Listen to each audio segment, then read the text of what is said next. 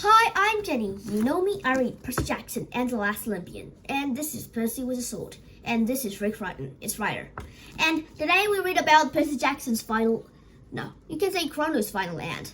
Kronos turned to ashes because Percy is insane off his rocker, probably.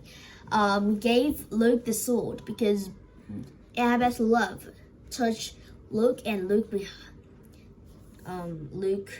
become in the body of Kronos, or Kronos in the body of Luke. And then Luke just let himself die. And Kronos just will die too.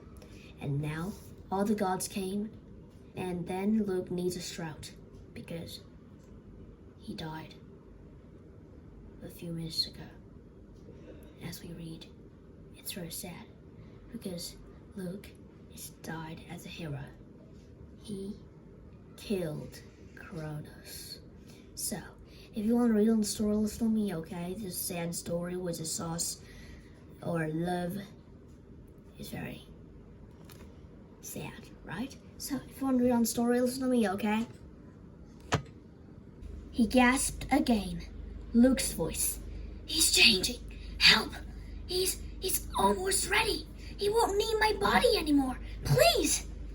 No! Kronos bellowed.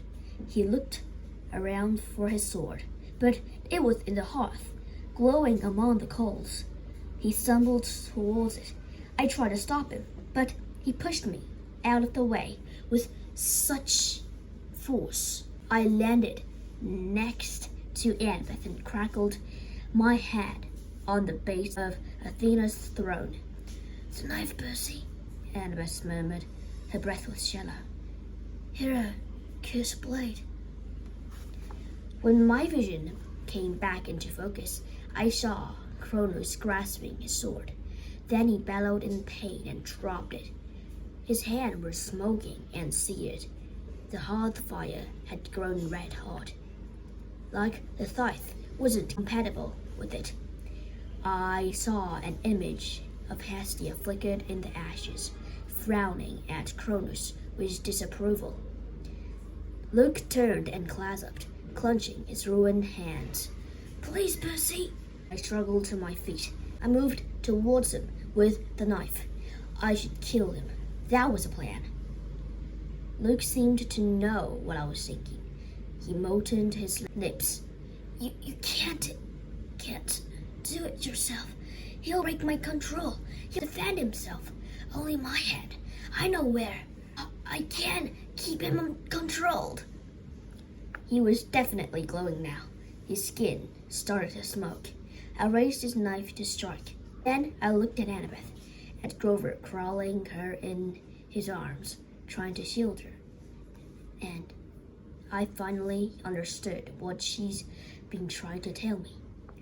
You're not the hero, Rachel had said. It will affect what you do. Please, Luke groaned. No time!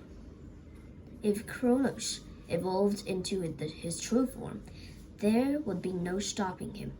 He'll make Typhon look like a playground bully. The line from the great prophecy echoed in my head. A hero's soul, cursed blade shall reap. My whole world ripped up down, and I gave the knife to Luke. Grover yelped. Percy, are you, crazy, insane, off like a rocker, probably. But I watched as Luke grasped the head. I stood before him, defenseless.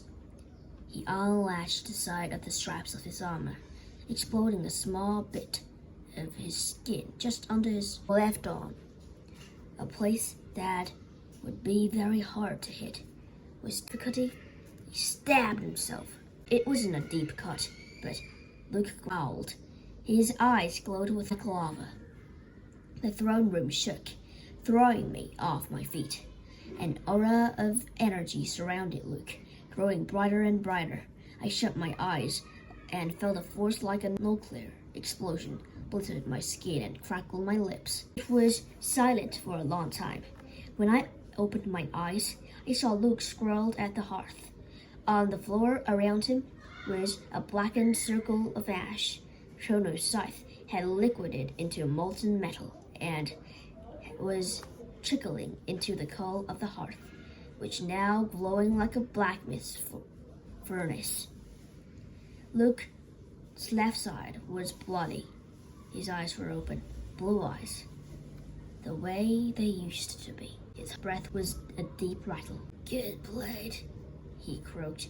I knelt next to him. Annabeth leapt over with Drover's support. They both had tears in their eyes. Luke gazed at Annabeth. "You knew. I almost killed you, but you knew." "Shh." Her voice trembled. "You were a hero at the end, Luke. You'll go to Eliasum." He shook his head weakly. "Think rebirth. Tried for 3 times. Ilses of the blessed." Annabeth sniffed. "You always put yourself too hard." He held up his charred hand. Annabeth touched his fingertips. "Did you?" Luke coughed and his lips glinted red. "Did you love me?"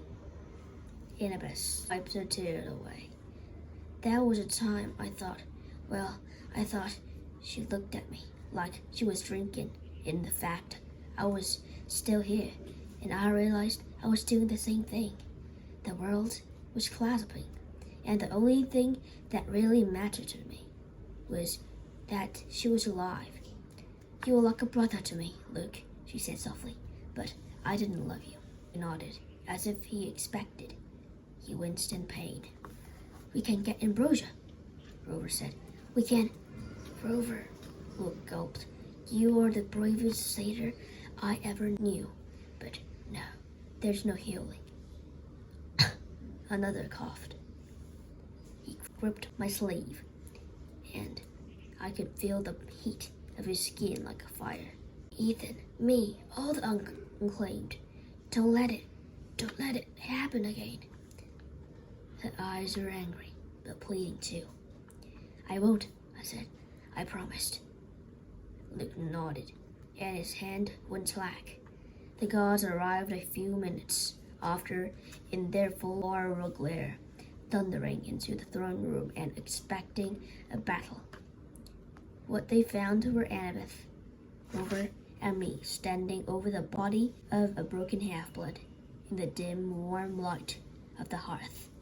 "Percy," my father called, awe in his voice.